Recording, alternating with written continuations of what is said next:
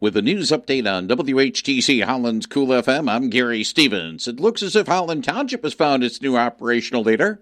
That municipality's Board of Trustees has a 12 noon special meeting slated for today to consider whether to approve an employment agreement with Josh Eggleston as the new township manager. He was the only candidate to be interviewed during a June 25th board meeting, concluding a search process to replace Steve Boltice, who had submitted his retirement notice in February after 8 years at the post. Eggleston comes from Zeeland Township, where he has been its superintendent for the past 2 years, following a 6-year stint as Wayland's city manager. The move's in the midst of the township working on a renewable energy ordinance in response to RWE America's attempt for building a 200-megawatt Silver Maple solar farm over 1,900 acres in both Zeeland and Jamestown townships. A 20-year-old Dexter woman was hospitalized after her compact car collided with a semi between Hudsonville and Allendale yesterday morning. No names were disclosed by Ottawa County Sheriff Sergeant Michael Dominga, as he and other first responders were dispatched to 48th Avenue just north of Bauer Road around 7:35 a.m. That was where the woman's northbound vehicle crossed the center line of the two-lane road and crashed with the southbound truck driven by a 27-year-old doorman with an 18-year-old Jennison man as a passenger in the cab. Following the collision, the semi, which was hauling a load of landscape mulch, veered to the left, went off of the roadway, and landed in a drainage ditch, causing the truck to tip over onto its side. Diesel fuel from the gas tanks then spilled into the ditch. The woman was taken to a local hospital for treatment of serious injuries, while the two men in the semi were unhurt. The sheriff's office hazmat team, along with Georgetown Township Fire Department crews, worked to clean up the fuel spill. The incident remains under investigation. Gas prices are receding after the Independence Day holiday. AAA of Michigan's daily canvassing of stations showed a statewide average of $3.91 a gallon as of dawn this morning. It's 3 pennies less than yesterday, 17 cents lower than a week ago, and 26 cents under that of last month. But fuel was at $3.14 at this time in 2025, and the current national mean is at $3.79.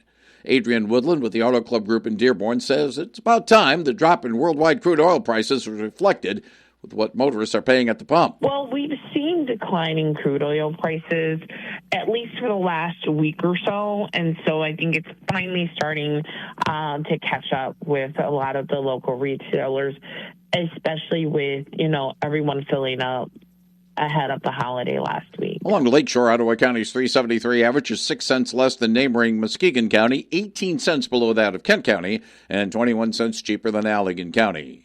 The pier in Grand Haven will be closed from this Thursday through next Monday for repairs. The U.S. Army Corps of Engineers will be completing stabilization work on the pier at Grand Haven State Park, and pedestrian traffic will be limited and closed off near the recently opened lighthouse.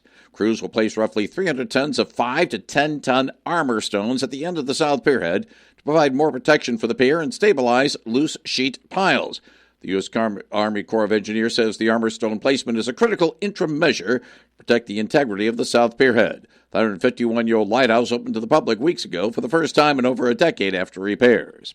A suspect in several assaults in Kalamazoo has been arrested in Berrien County. Darius Williams was taken into custody yesterday and has been arraigned on 8 charges, including 5 for assault with intent to murder. He is accused of stabbing 4 people on June 30th in Kalamazoo and another attack that happened this past March. Williams and the 4 stabbing victims are all members of the homeless community in Kalamazoo. Battle Creek police have arrested a man for allegedly firing shots at them when they were driving past him on the 4th of July. Authorities were called to her home on Broadway Boulevard between Spalding Avenue and Kellogg Street around 9:30 Saturday night. Responding to a report, he was shooting a gun into the air. He then fired at least 2 shots at the cruiser, but missed. The 43-year-old surrendered to police a few minutes later after he had gone back inside the home, and charges are pending. A no-contact order has been issued for Davis Creek in Kalamazoo between Miller Road and the Kalamazoo River. The order was issued after around 10,000 gallons of wastewater overflowed into the creek and onto Emerald Drive near Miller Road shortly before 2 o'clock yesterday afternoon. The overflow was due to a busted pipe that was clogged by rags. Emerald Drive is also closed at Miller Road during the cleanup. Michigan State Police say a 15-year-old was reported missing on June 25th has been found safe. Caden Willett had last been seen leaving a home in Muskegon County on Dells Drive at West Giles Road.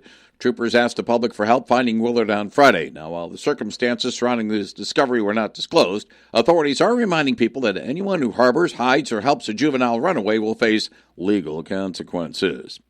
State lawmakers are on summer recess after marathon bargaining on a fiscal 2027 budget last week. The $75.2 billion spending plan was hammered out after nearly 21 hours of discussion by both the Republican-controlled House, the Democratic-controlled Senate, and the governor's office, much of which was done through intermediaries. While GOP lawmakers were pleased with reduced state spending, no tax hikes or raids on the rainy day fund, Democrats such as Senator Sean McCann of Kalamazoo pleased with what they got too. One that funds our schools and continues some tax relief for Michigan citizens and does a lot of good things for the state of Michigan. A couple days over the deadline, but we did manage to get it done under the wire. The final passage on Friday came 2 days after the state deadline for having a budget on the governor's desk. The spending plan is set to begin on the start of the fiscal year on October 1st. The U.S. Department of Justice is planning to send federal election monitors to Detroit, East Lansing, and Lansing for the August 4th primary election. Secretary of State Jocelyn Benson and Attorney General Dana Nessel are both opposed to the move, criticizing federal interference. The DOJ cites concerns such as issues with voter-accessible terminals in the 2024 election, long lines, and a lack of professional ballots for making this move. The top Spartan is staying put. Kevin Guskowitz has rescinded his resignation as Michigan State University president. He's going to stay on in East Lansing. He had announced May 27th that he was leaving to take the job of president at Clemson University. But he says after much thought, countless conversations, and careful consideration, he's decided to remain as Michigan State University's president. Now, he was going to leave MSU after two trustees raised transparency concerns about the secret fund being created to pay athletes called Spartan Ventures. His pay will be $1.5 million a year. That's less than the $2 million that the MSU Board of Trustees authorized in May to convince him to stay. I'm Michael Arning. Secretary of State Jocelyn Benson announced an environmental plan in Grand Rapids if she is elected governor this fall. The Democrats' plan includes expanding the state's clean energy industry to allow residents to invest their own union-built solar and other renewable energy infrastructure.